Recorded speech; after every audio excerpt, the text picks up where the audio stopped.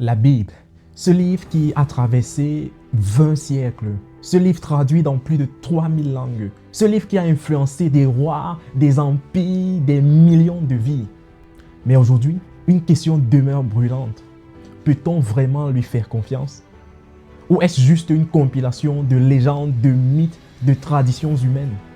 Je te propose aujourd'hui de ne pas répondre par des slogans, mais par des faits.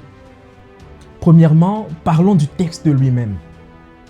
Beaucoup pensent que la Bible a été copiée, recopiée, trafiquée au fil des siècles, comme un gigantesque téléphone arabe. Et pourtant, les découvertes archéologiques racontent une toute autre histoire. En 1947, des bergers bédouins découvrent les célèbres manuscrits de la mer morte. Des textes bibliques vieux de plus de 2000 ans, presque intacts. Quand on compare ces manuscrits antiques aux Bibles modernes, la précision est incroyable. Plus de 99,5% d'exactitude textuelle.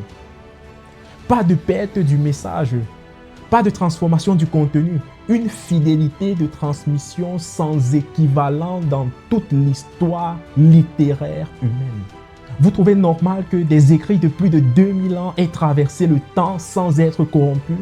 Moi, je vois là une main providentielle. Ensuite, la Bible ne flotte pas dans un monde imaginaire. Elle parle des rois, des villes, des événements que l'archéologie confirme encore et encore. Par exemple, on a trouvé les ruines de Ninive, on a trouvé la ville de Jéricho, ses murailles effondrées. L'existence des personnages comme Ponce Pilate, David et même le roi Ézéchias est aujourd'hui historiquement validée. À chaque coup de pioche des archéologues, ce n'est pas la Bible qui recule, c'est elle qui est confirmée. Si la Bible racontait des fables, les fouilles l'auraient démontré depuis longtemps. La Bible a été écrite sur 1500 ans par plus de 40 auteurs différents dans 3 langues, hébreu, araméen et grec, sur 3 continents. Et pourtant, elle raconte une seule et même histoire. Celle d'un Dieu qui aime l'homme, qui le poursuit malgré ses chutes, qui prépare un sauveur et qui appelle à la rédemption. Pensez-y. Prenez 40 écrivains modernes, donnez-leur un seul sujet et demandez-leur d'écrire sans jamais se contredire. Impossible. Mais la Bible y parvient. Sur 15 siècles, avec des auteurs aussi différents qu'un berger, un roi, un médecin, un pêcheur, un rabbin. Ça dépasse l'entendement humain. Et puis, il y a les prophéties. La Bible annonce des événements des centaines d'années avant qu'ils n'arrivent. La chute de Babylone, la reconstruction de Jérusalem, la venue d'un Messie rejeté et crucifié, la dispersion du peuple juif et leur retour sur leur terre. Des précisions tellement précises qu'aucun autre livre religieux ou historique ne peut rivaliser.